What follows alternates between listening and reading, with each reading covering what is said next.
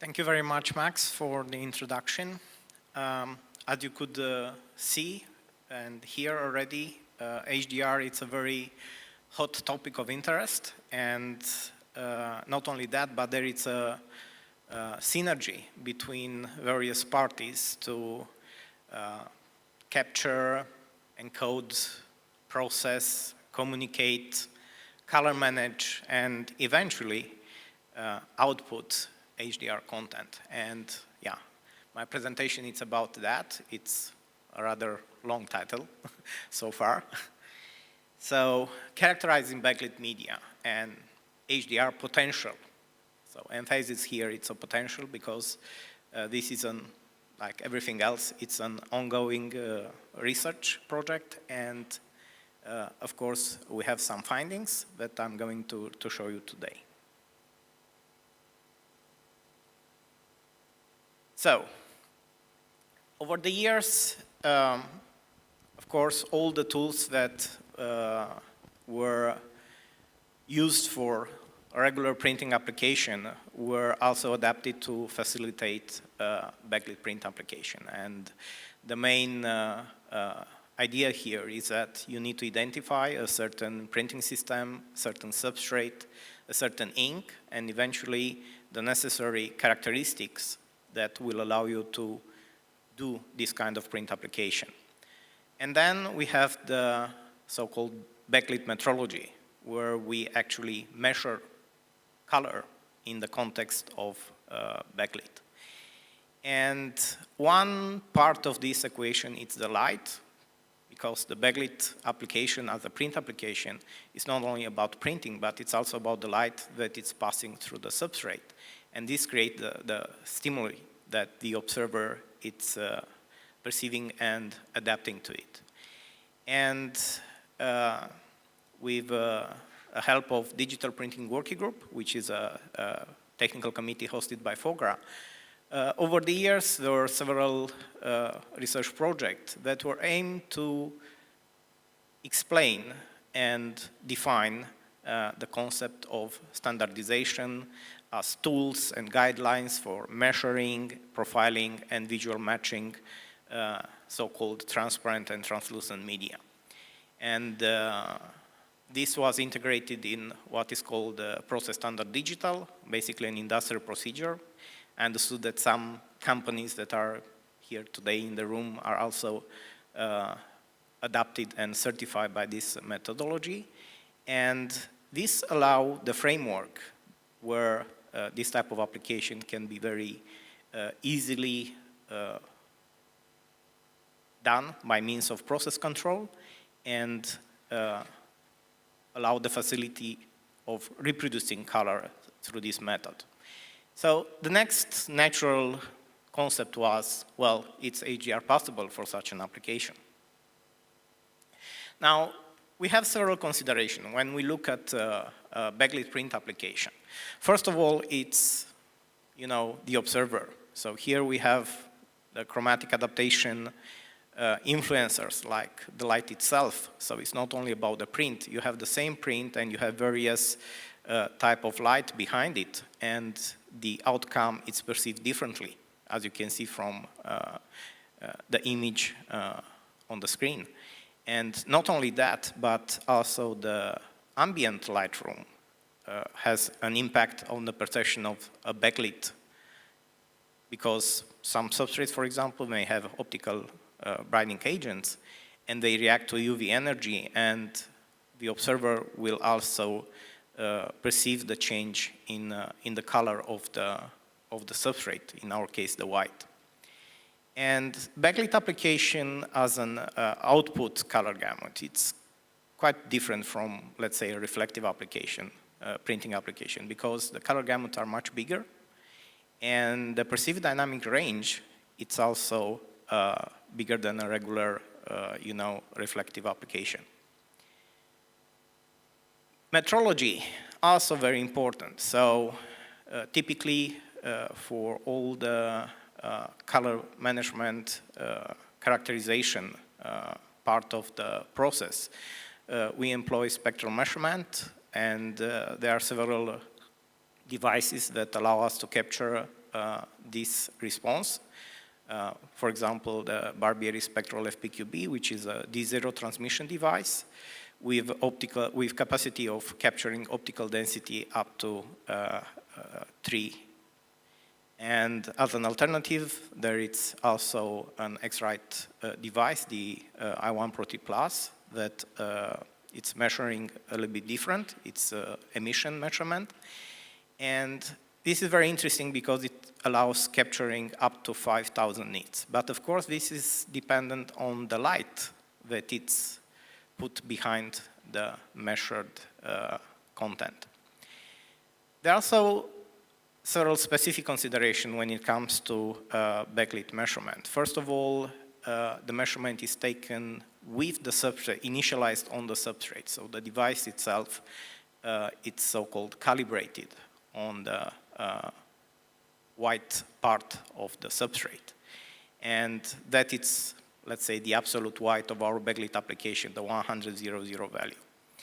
And we also need typically a large aperture, like 6 millimeter or 8 millimeter, to measure, consistently such an application.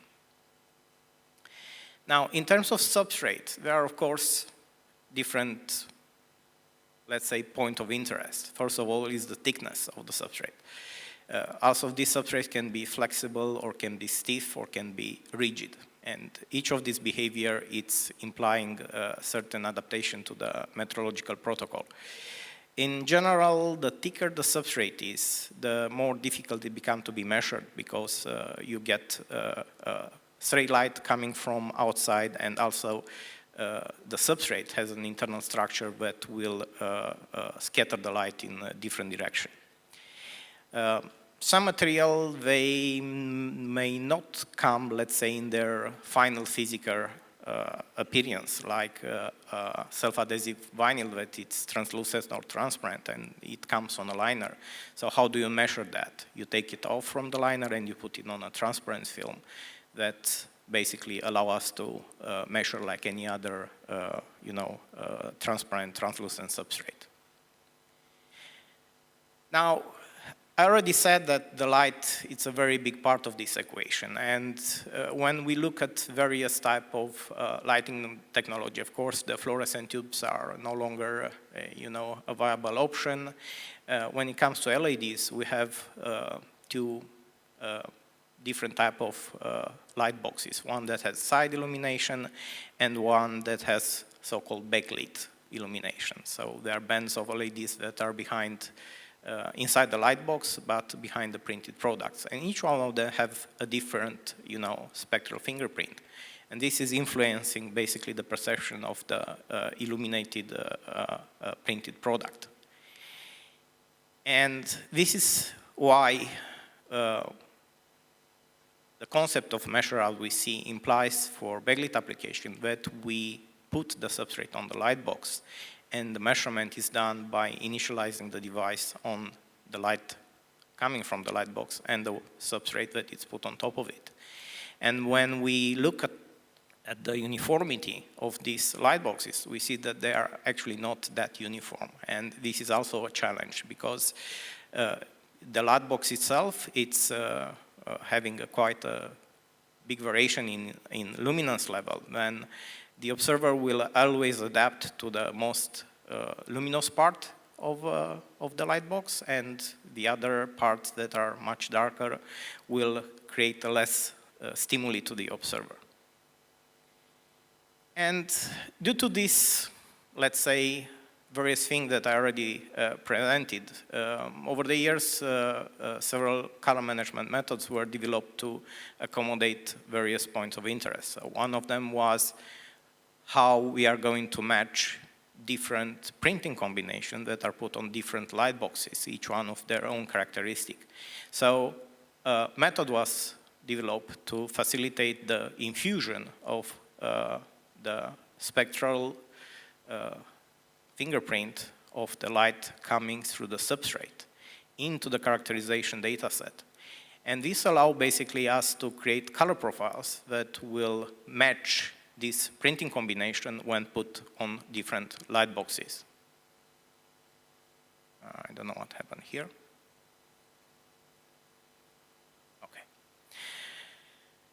So in this example, you can see that we have 3 light boxes and 3 printed substrates. It's the same content, but they look different when the light is off. And when the light is on, they are matching quite good. So the one in the middle and the one on the left, sorry, on the right, they are quite close in terms of color gamut, size, and shape. The one on the left, on the other hand, it's having quite a different output, but even so, it allows us to properly match it. Another type of color management application is so-called day and night. So a printed product that it's basically viewed by means of reflective meanings during the day, and then during the night by means of transmission. So the challenge here is how we are matching this type of content, because, for example, when you prepare content to be viewed during the night, so like a typical backlit application, you get the right colors, but then during the day when the light is off, everything is much darker, and you lose details, and the content looks not so interesting. On the other hand, if you fix it to look nice during the day, and then you turn on the light during the night, you get an overexposed image. So this one doesn't look right either. So the question here is, how can we make such a setup where we facilitate the proper reproduction of the content that it allow both day and night correct reproduction? And when we look at this type of combination, we can see that actually when we have a reflective setup and the backlit setup, and we compare their hues of the primary colors, they are actually matching quite nicely. So the only difference is basically in chroma, how, and chromite lightness, how different they are. If we take the same content and print it 2 times, either on both sides of the substrate or as a sandwich, the backlit and the reflective part, they are not matching so well. So in our scenario, basically, it's obvious that we can print something on the front, and then we can find out what we are missing on the back. So eventually, the front lit and the back lit will have quite a nice representation.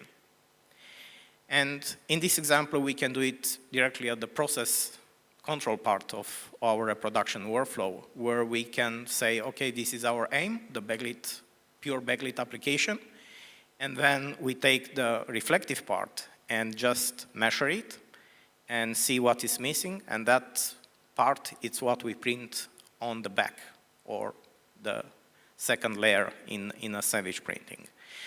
So the question now is, well, can we achieve a so-called HDR type of application?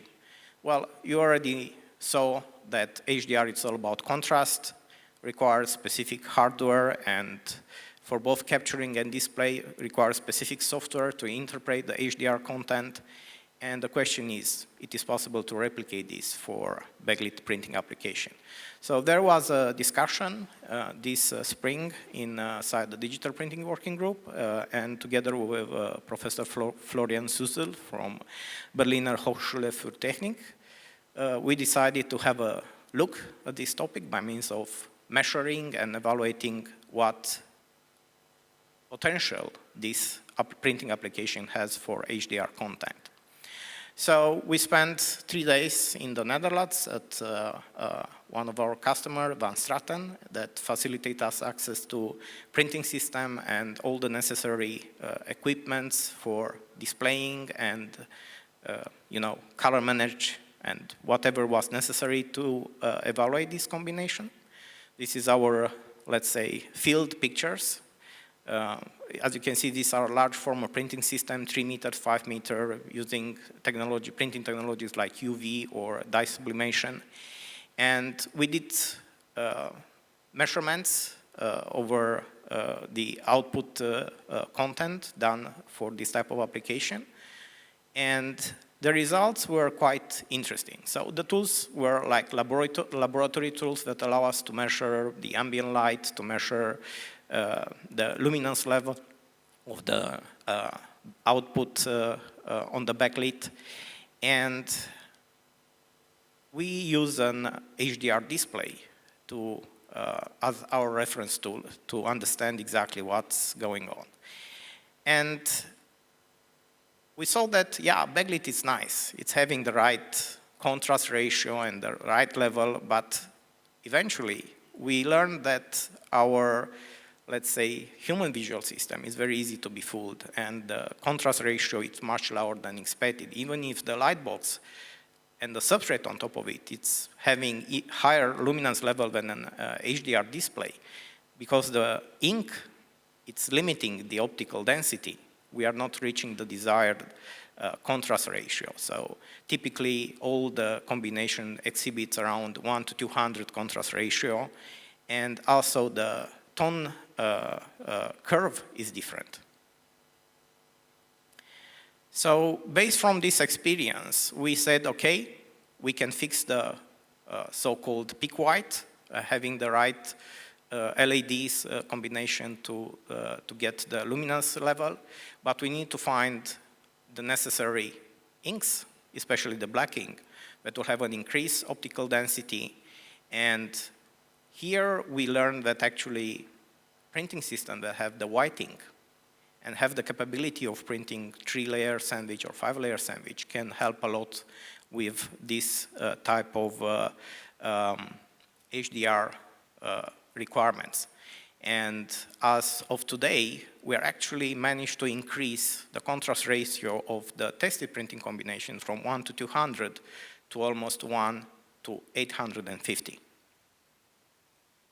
So the next steps would be, as you saw from the previous presentation, it's actually how to deal with the content. So we can fix the physical part of the process, so like printing, like the light box, and the printing mode to achieve the HDR requirements. But we don't know yet how to handle the proper color conversion between the RGB HDR and typical CMYK printing output. Well, pretty much this is it. Thank you very much for your attention.